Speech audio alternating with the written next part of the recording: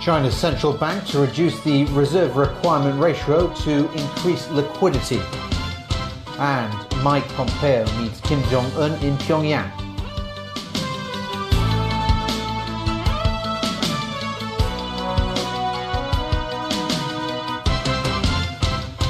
Hello, good evening. China's central bank today announced a move that seeks to inject 750 billion yuan into the banking system. It's done by cutting the amount of cash banks must hold as reserves, the fourth such cut so far this year. The measure takes effect in about a week's time on October 15th. It'll be the fourth reserve requirement ratio cut this year by the People's Bank of China. By slashing the requirement reserve ratio for renminbi deposits by 1 percentage point, that will release 1.2 trillion yuan in liquidity. With 450 billion yuan to offset maturing medium-term lending facility loans, there's still a net 750 billion yuan in cash to be injected into the market. The central bank said the move could help support small and micro enterprises, private enterprises and innovative enterprises to enhance the vitality and resilience of the Chinese economy. Some economists in Beijing see the cut as a timely one to boost confidence in the economy amid an intensifying Sino-US trade dispute. As Wang Fucheng, another mainland economist, explains, 750 billion yuan still isn't enough to stimulate the economy, so a better way would be to lower interest rates. China's central bank has stressed it would continue to take necessary measures to stabilize market expectations while maintaining a prudent and neutral monetary policy. U.S. Secretary of State Mike Pompeo has wrapped up his fourth trip to North Korea after meeting with Kim Jong-un. Pompeo held 2 hours of talks with the North Korean leader and said the two sides continue to make progress towards denuclearization. America's top diplomat is looking to arrange a second summit between President Donald Trump and Kim Jong-un in an effort to persuade North Korea to give up its nuclear weapons. After the visit to the north, Pompeo arrived at an airbase in South Korea. He is expected to meet with South Korean President Moon Jae-in. Earlier on this trip, he also met with Japanese Prime Minister Shinzo Abe in Tokyo. A diplomatic rift between Turkey and Saudi Arabia may have hit a new low. Turkish authorities believe a prominent Saudi journalist who disappeared earlier this week was killed inside the Saudi consulate in Istanbul. Riyadh says the allegations are baseless and that Jamal Khashoggi did indeed leave the building. We get more now from Peter Kavess. Jamal Khashoggi went into the Saudi Arabian consulate in Istanbul on Tuesday to obtain marriage documents for his upcoming wedding to a Turkish woman.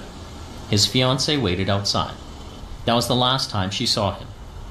Turkish authorities believe the journalist was killed inside but have not elaborated or offered any evidence.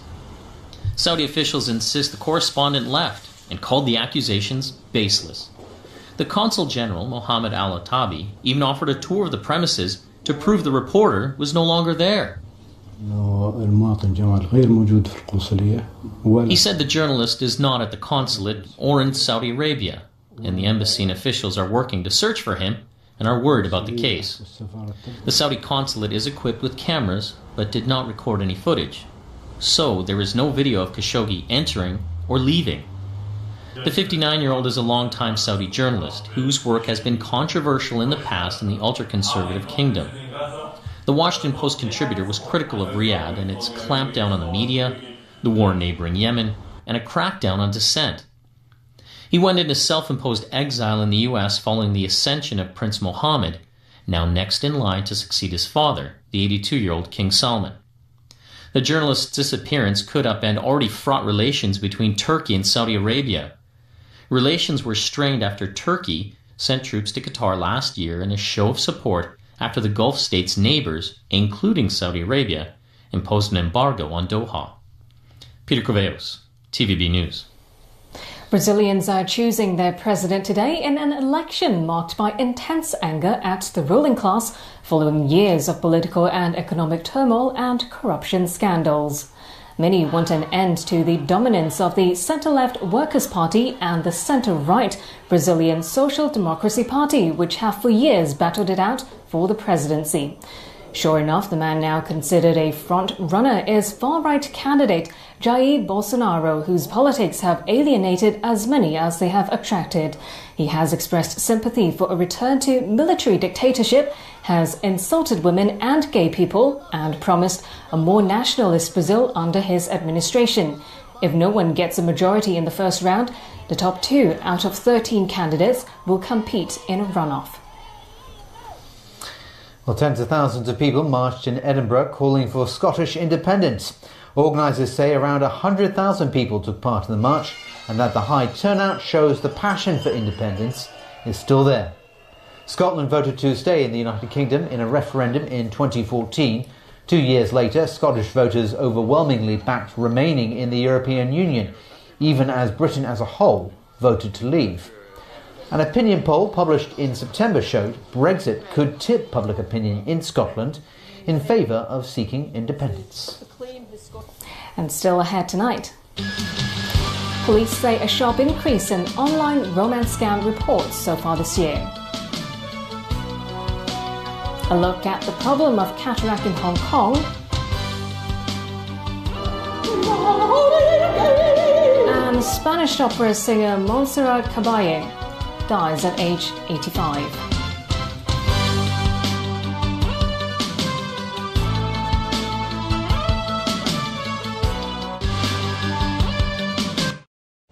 Welcome to our lounge. Enjoy your stay. Thanks very much.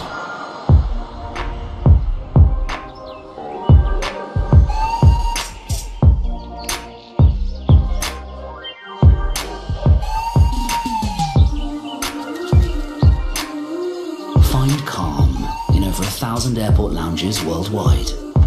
It's another way we've got your back. The Platinum Card from American Express. Don't live life without it.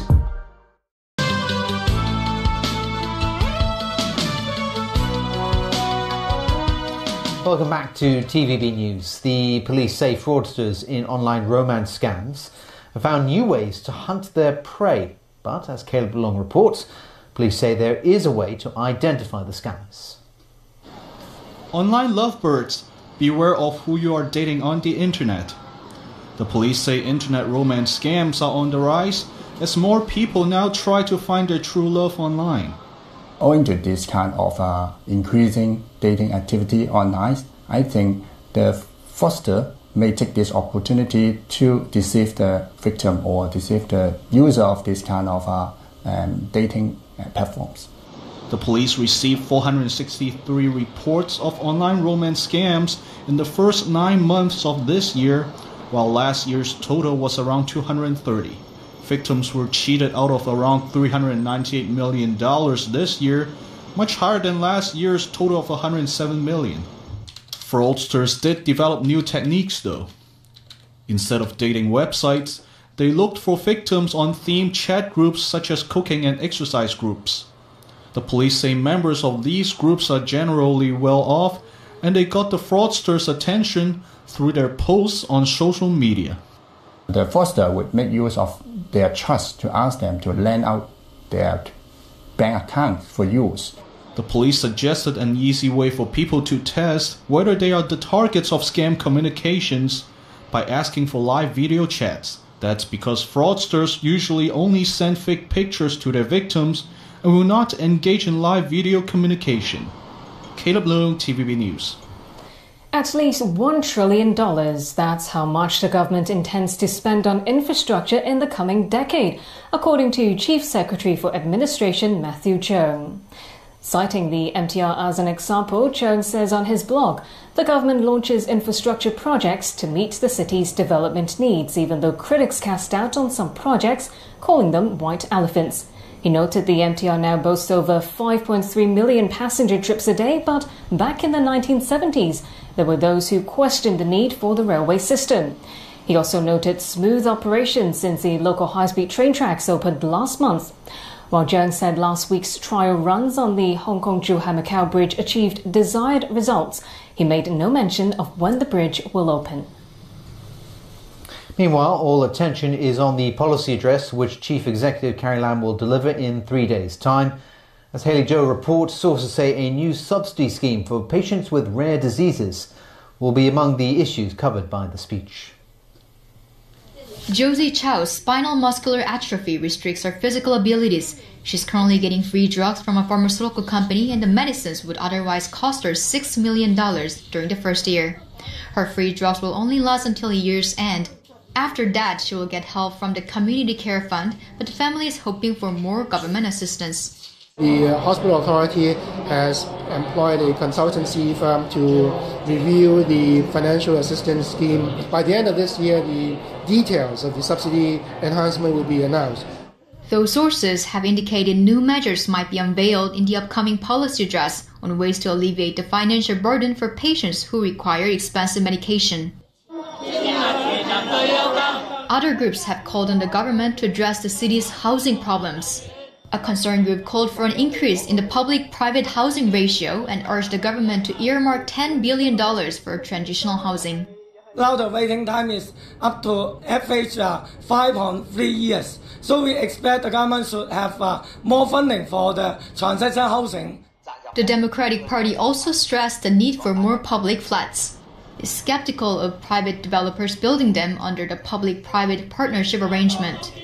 Make use of the Government Land Resumption Ordinance instead of the PPP program to take up more farmland or brownfield in the new territory and then build up the public housing flat for the people of Hong Kong. There were other livelihood issues like calls for more public wet markets to increase competition in certain parts of the city.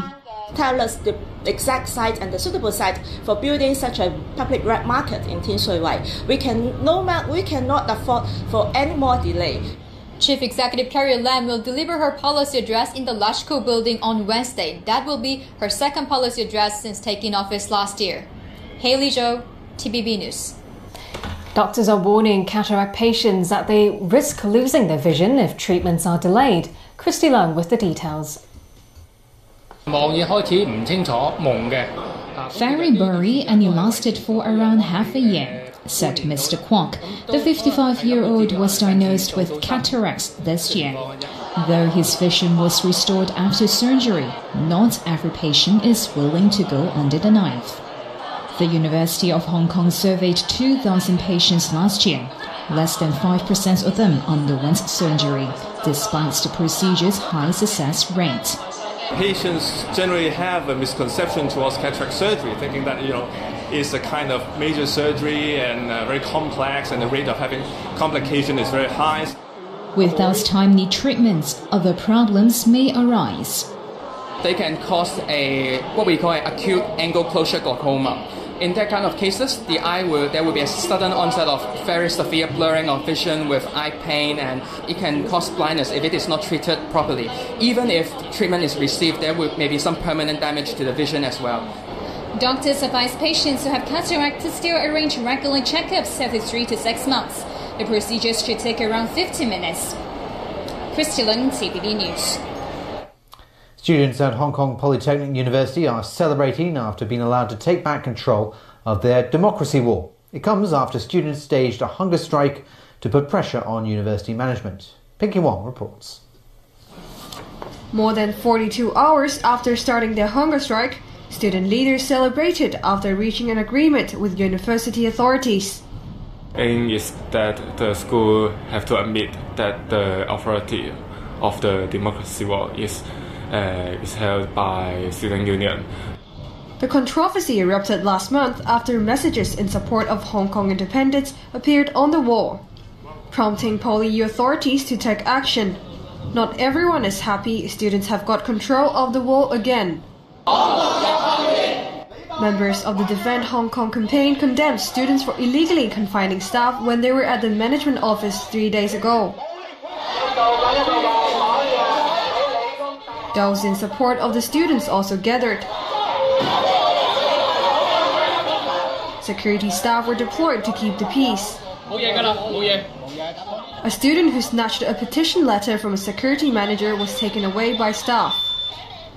The Democracy Wall was earlier renamed the Lenin Wall to commemorate the 2014 Occupy movement. The University Student Union has collected at least 4,000 signatures from supporters both on campus and online. Pinky Wong, TVB News. Public tributes continued to pour in for Charles Kao, one of the city's most celebrated scholars and educators. For 2 hours this afternoon, the wake at Hong Kong Funeral Home was open to the public ahead of the Nobel laureate's funeral tomorrow.